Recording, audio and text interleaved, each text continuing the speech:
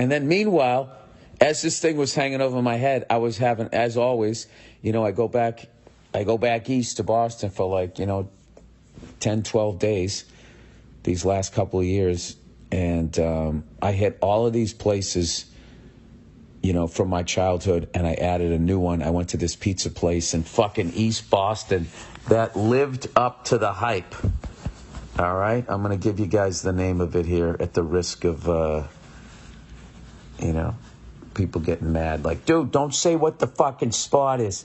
There's a place, if you ever go to Boston, I hope I say it right, Santarpio's is where I went.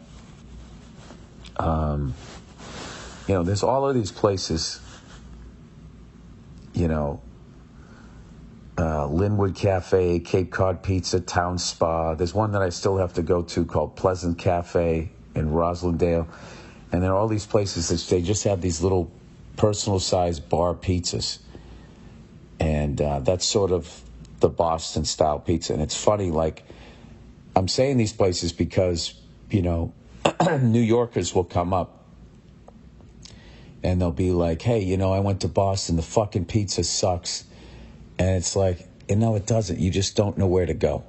And the reality is this is even in New York City. The reality with New York City is there's only 5 or 6 places to go. However, there's like 15,000 fucking places to buy a slice. And those 5 or 6 places in New York are so fucking good that the reputation is through the ceiling. And I know Chicago's the same way, and I still don't know where to go in Chicago. You know, everybody makes fun of it, you know.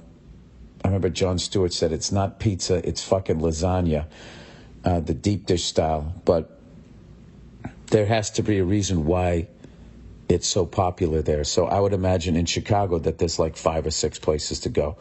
So I went to this place, Santarpio's in East Boston,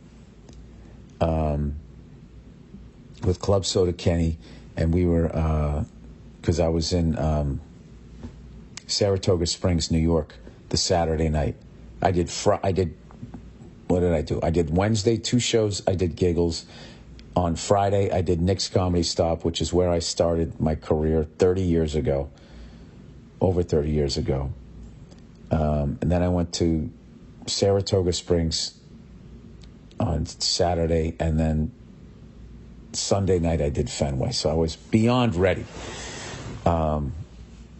So anyway, before we went to Saratoga Springs, this place, East Boston's right near Logan Airport, and we swung in there, and it ended up being like bigger size pizzas. And the crust was a lot thicker. It was a different style. It wasn't that classic Boston bar pizza. But I'm going to tell you that anytime I go someplace new, I always get the plain cheese, the margarita, because you can hide behind your toppings. I want to see, does your sauce have the fucking zing, you know, with the cheese or whatever. I sound like fucking Dave Portnoy right now. And this place totally lived up to the hype, man. It was fucking delicious.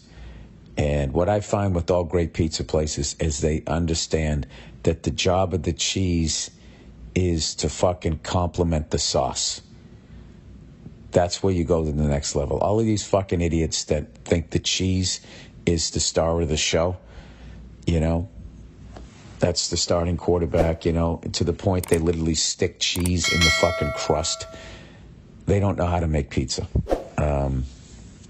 Anybody else where, you know, the tomato sauce, the pizza sauce that they put on, and it's got that zing, that tang to it, and then the cheese just fucking seamlessly blends into it. I'm getting hungry right now. It was absolutely fucking delicious.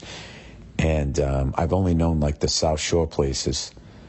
And when I was really young, you know, I lived up on the North Shore before I came down south. But I was too young. You know, I moved in like the mid-'70s down to my family moved down to the South Shore, so I missed out on all those places. So anyway, when you go up to Boston, you know, go to those fucking places. And if you find some other ones, let me know about it. Yeah, I'm trying to see. I got a whole bunch of... This Marblehead House of Pizza, that's another one I have to try out.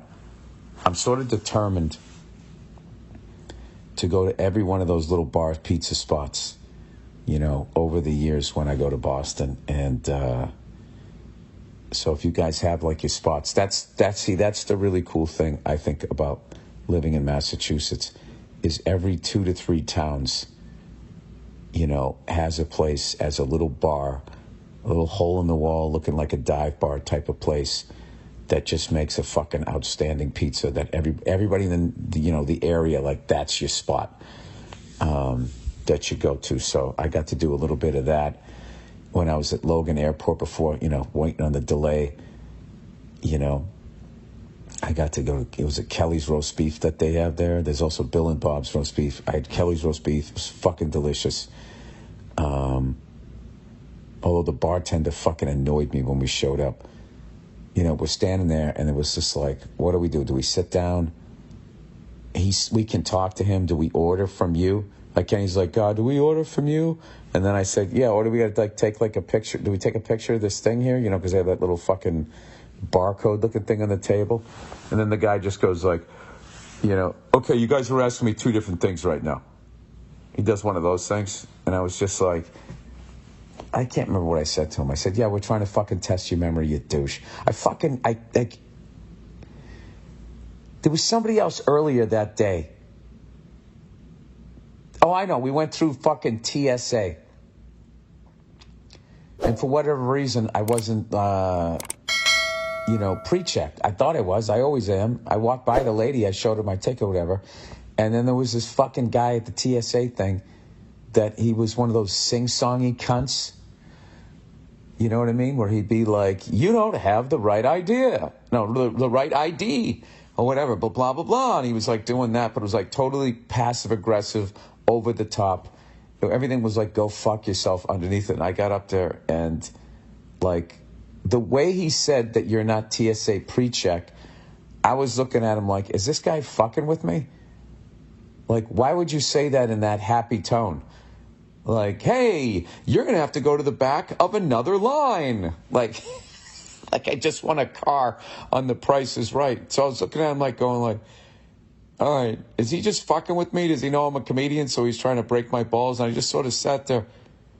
And then I realized he was serious, and I was just like, oh, okay, all right, no worries. And I just kind of went over to the other line. And then I was standing there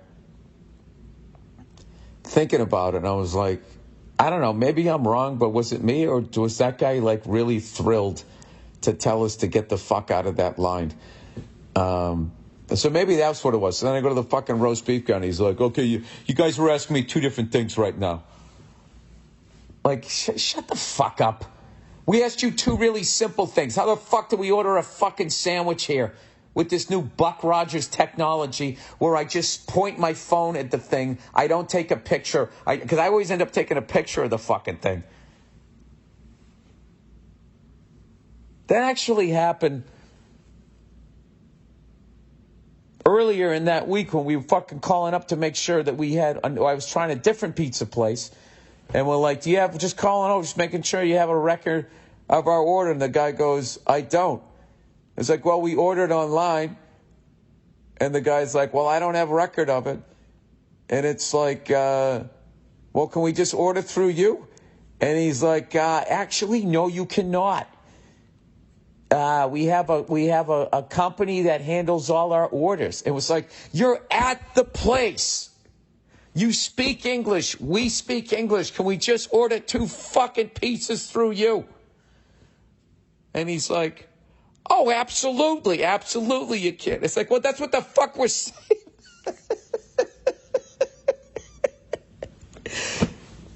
I don't know what the fuck that was. I have a problem. Can you help me? No, I cannot. Like, who says it like that? Don't you usually just go, you know, unfortunately I can't. I know this is a crazy system. I don't own the business. This is the way they run it. It makes no sense to me. I apologize. You know?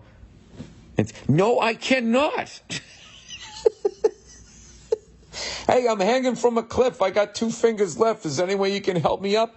I cannot help you up. Unfortunately, you got it with your hand that's dangling from the cliff. Can you reach into your pocket and get out your phone and call the park ranger? We outsource helping people falling from a